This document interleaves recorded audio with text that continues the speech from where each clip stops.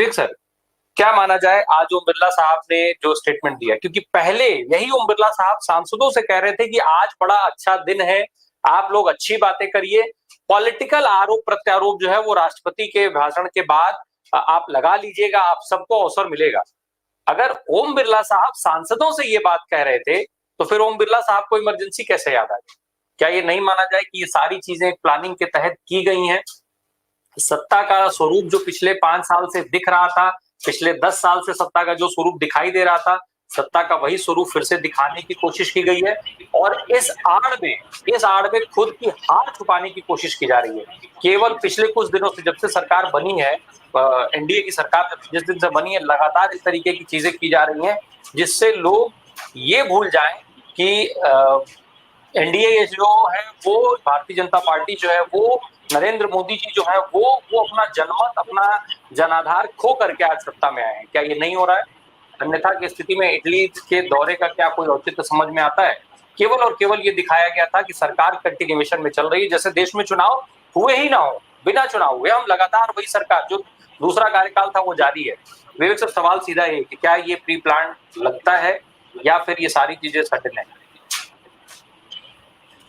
जी Ram Prakash ji, pre planned है, इसके बारे में क्या शक है।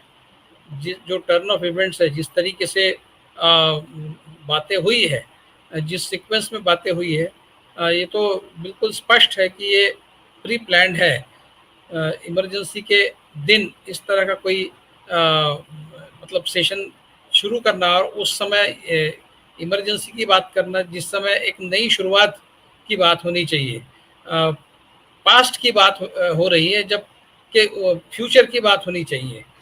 और ये कोई साधारण सा संयोग नहीं है। देखिए, 1975 में इमरजेंसी आई और 1977 की इलेक्शन में इंदिरा गांधी जी हारी, और जो अपोजिशन यूनिटी उस समय हुई, उस समय भी ये माना जा रहा था कि इंदिरा गांधी जी को हराना बहुत मुश्किल है, नामुमकिन है, इस तरह की बात हो रही थी। और जो लड़ाई थी वो इंदिरा गांधी जी के डिक्टेटरशिप के खिलाफ थी।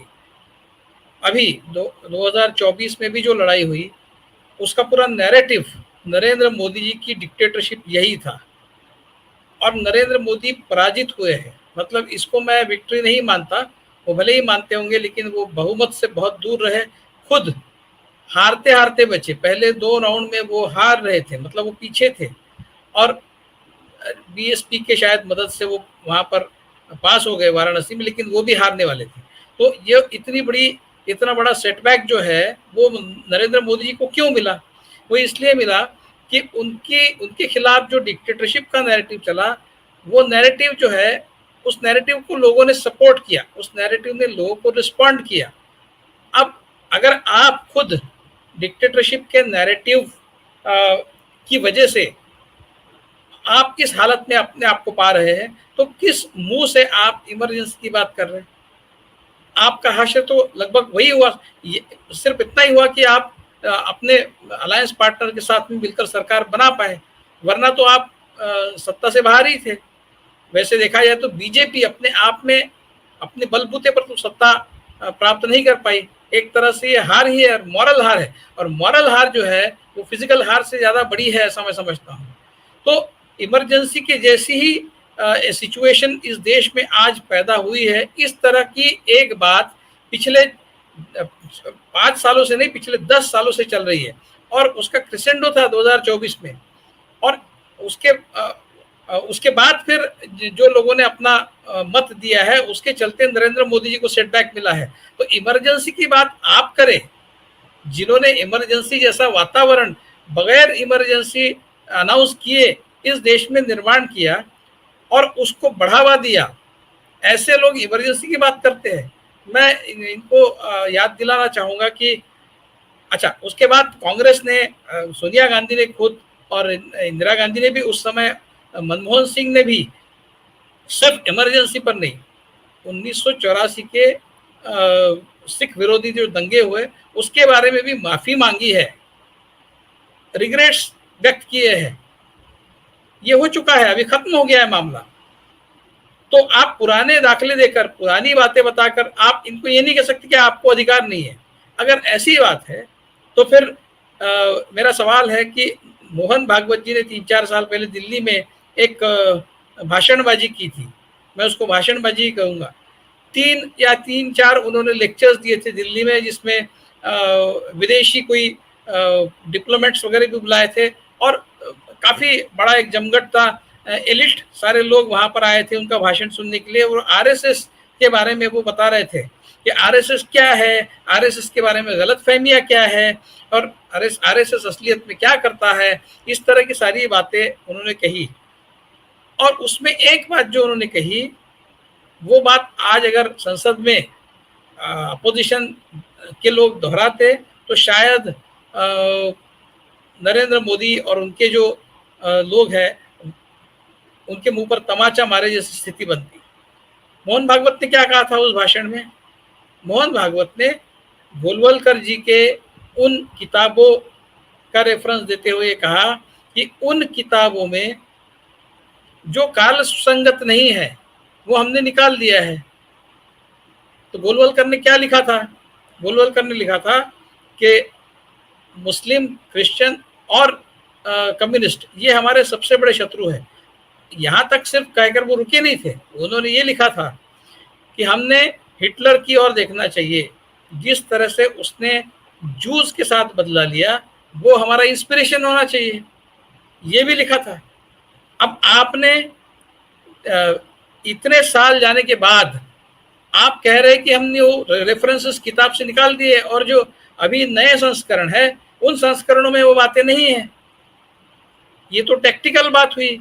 दिल से तो आप मानते ही है, दिल से तो आप हिटलर के प्रशंसक है और हिटलर के फॉलोअर भी है।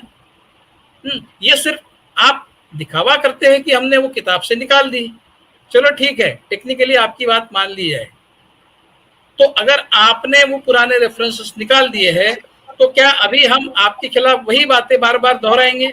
दोहरानी तो चाहिए, क्योंकि आप उस पर अमल आज भी कर रहे हैं। कांग्रेस आज इमरजेंसी पर अमल नहीं कर रही है, कांग्रेस का आज भी लक्ष्य इमरजेंसी नहीं है।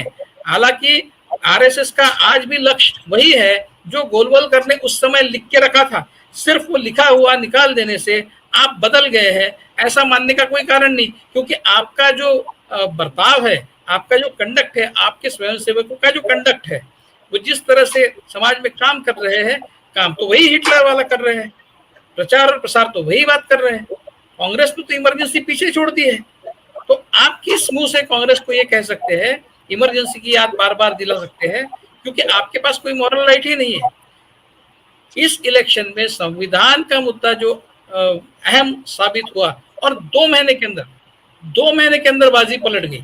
जैसे ही बीजेपी के कुछ नेताओं ने संविधान बदलने की बात की, अपोजिशन ने उस नैरेटिव को बहुत ताकत के साथ और बहुत कन्विक्शन के साथ गढ़ा है, और 2 महीने में अगर नरेंद्र मोदी का बहुमत 303 से 240 पर आया, तो आप इमेजिन कीजिए अगर ये कैंपेन 2-3 साल पहले से चलता तो नरेंद्र मोदी 150 में सिमट जाते, 150 के अंदर सिमट जाते। 2 महीने में इतना बड़ा कमाल अगर संविधान के मुद्दे पर हुआ, इसका मतलब लोग कितना समझते हैं आपको, कितनी मतलब आपका जो प्लान है उसको लोग कितना समझ रहे हैं कि आप क्या करना चाहते हैं, लोग समझ गए हैं।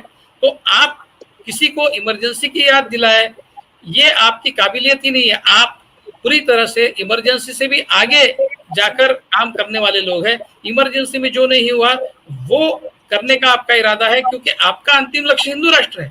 और जब आप हिंदू राष्ट्र की बात करते हैं तो आप मुसलमान और बाकी माइनॉरिटीज को सेकंड क्लास सिटीजन बनाने का प्रोग्राम करते हैं। वो आपने किताबों में लिखा है, आपकी जो भी बाइबल है, अब इनको कहेंगे कि आपका बाइबल गोलवलकर की किताब आपका बाइबल है तो गुस्सा हो जाएंगे, क्योंकि वो तो क्रिश्चियन लोगों की किताब है।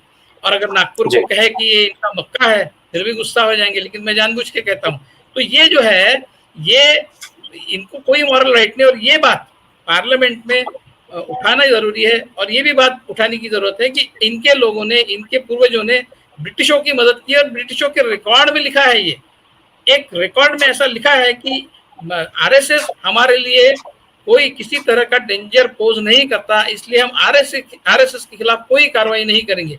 ये ब्रिटिशों के रिकॉर्ड में लिखा हुआ है और इसके दाखले जो जिन लोगों ने रिसर्च किया है उन्होंने दिए हैं बाकायदा।